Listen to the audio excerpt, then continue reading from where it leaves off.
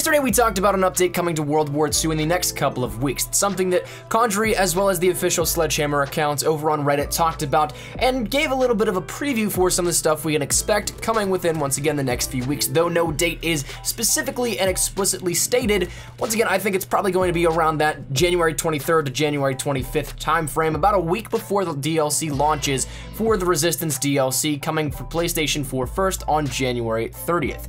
And that said, we ended up talking about a lot of things, a couple of things in the way of weapon nerfs and buffs, some new content being added, potentially new DLC, all sorts of stuff like that. And if you want a full recap, there'll be an annotation on screen now if you guys want to check out the video in full, so we don't have to detail everything. But there was a lot of stuff that is actually missing from this, in which not only did a lot of you guys point it out in the comments, but it's been all over different social medias and everything like that. If you pay attention to the game at its core, some of the things you might even notice are issues.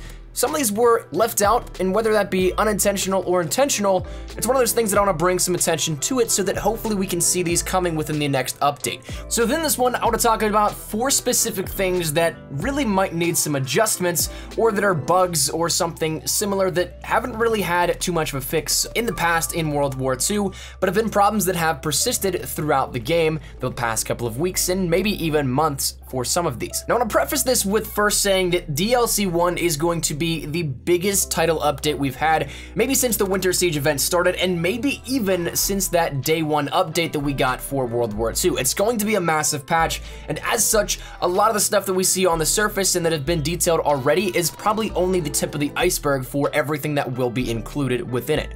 Like we said yesterday, a lot of this kind of stuff comes down to the nature of how the culture of updates have kind of worked recently. A few years back, it would cost developers and publishers thousands of dollars, and I've seen reports upwards of even $40,000 for a single patch going through the pipeline of Sony and Microsoft to push out to the respective consoles, believe it or not. So these sorts of things would kind of be reserved for a larger all-in-one push out, and so that thing has kind of kept on as of recent years, and so these big updates will have a lot of stuff that may be fixing problems that have been persisting for a while. So while the concept of new DLC, new game modes, new weaponry, all that kind of good stuff happens, there also will be things that might not have been announced just yet that fix the underlying problems within the game that couldn't be fixed by a simple playlist update or a hotfix that goes out immediately. All of this stuff that we're gonna be talking about is speculative, unfortunately, so I couldn't tell you yes or no with 100% certainty, but it's stuff that makes sense and that hopefully should be fixed by this point in time. The first thing I want to talk about is the sprint out times within World War II. A lot of you guys know that World War II has some really problematic times with the sprint out times, and for those guys that don't know what sprint out time is the time in which it takes from going from a full sprint to aiming down sight without breaking sprint, and it kind of simply is that all-in-one motion. Now, there is a way to counter this bad timing in which the sprint out times persist within World War II, but it's not something that is necessarily a widely used tactic because it is so much of a conscious effort and something that really does kind of change your entire playstyle, that just simply being to stop running a split second before you aim down sight. But the sprint out times in World War II are 225 to 250 milliseconds for all SMGs, which is incredibly slow. And if you were to compare that to, say, what is my gold standard, Black Ops 2, if you have dexterity on your class setup, which allows you to have that quicker aim down sight after sprinting, the sprint out time in Black Ops 2 with dexterity was 60 milliseconds. So you remove almost 200 milliseconds out of the equation and the ability to aim down sight that much faster.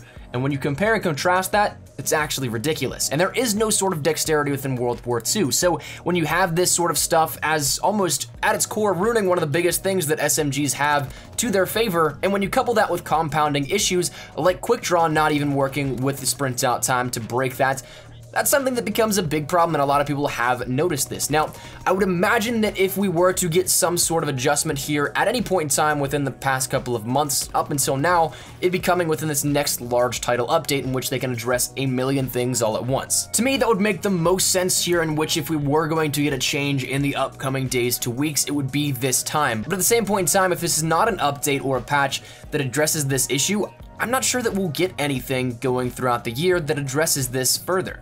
Which I don't like to say, but it's kind of like we're this far into it already. If there's going to be a time, it's going to be now. But I don't know, maybe I'm wrong, maybe we're not going to get anything out of this update, maybe we get it in a hotfix or a patch at a later point in time. but I'm really just hoping so that there is something that brings this down and makes that sprint out time a little bit better. But that said, it's going to lead me into the second thing I want to talk about here today. Once again, another problem that has been persisting for a long time. I've been seeing a lot of it as of recently as well. Still not to the extent that some people are, but that might just be because it is a subjective issue, an error that happens for each individual player. I know some people don't even have this issue. That is the spawn into Spectate, where you join a match, you load in, you choose your class setup, and then you're expecting to jump right into the game, but then you're held there for anywhere from 2, 3, 5, 10 seconds to what some people say is an entire round of search and destroy, or at least up to that point where you can't spawn in anymore. So it's something that has been persisting for a while now. I think it's been going on for about a month to a month and a half, if I remember properly. I know we've talked about it a couple of times here up on the channel, but it is something that, unlike some of the other things we're going to be talking in this video, has been addressed by Sledgehammer specifically. They mentioned that they have been taking a look at it. They are conscious that this is an issue, but the problem is that it's way deeper rooted than what they initially anticipated. So instead of just going in and changing something like, say, a 0 to a 1 in-game code, something just theoretically as simple like that, it's something that might be way deeper rooted, that if they change something simply as such, it might topple the whole Jenga tower because they changed that base component to something that does not work with the other things up above. So it is something that is way deeper rooted, but it is an issue that has been acknowledged by Sledgehammer and Conjury, and I'm hoping is something that will be fixed with this, once again, massive title update. Something that is all-inclusive in the sense that we get content, but we also have a base of a lot of game changes and updates to stabilize and hopefully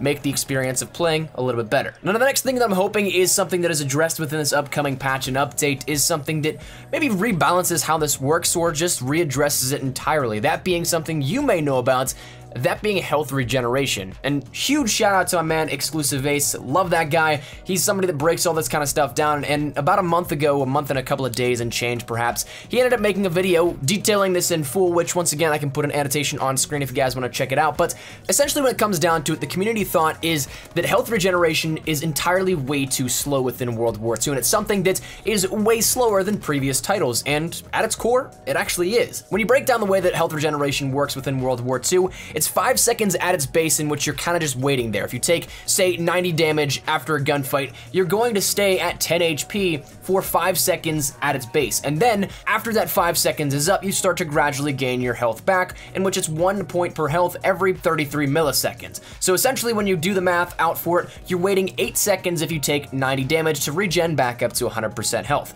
But if you take that and compare it to COD 4, COD 4's health regen had 2 different ways it could go. 5 seconds of, once again, that base intermittent waiting period for your regen to start, but if you took less than 55 damage, you are instantly back at 100% health again. But if you took more, you'd gradually regen health in 10 HP increments every 50 milliseconds. So when you did the math, if you take that same model, you'd end up having a regen difference of 3 seconds from going back up to 100% health. And that's something that really shows the gravity of how different the current version is within World War II.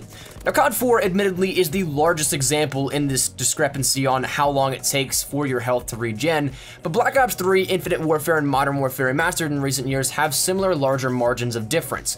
If you were to take that and compare it to some different older titles, Modern Warfare 3, as Ace gave a great example of, is very similar to what we have in World War II, but that's not something that we actively play every day and have in the current mindset per se, in which we can directly compare it to what we know of as of recently. Presumably, a large number of the community has played Black Ops 3, Modern Warfare Remastered, and Infinite Warfare within the last year, so that's probably the closest comparison they have.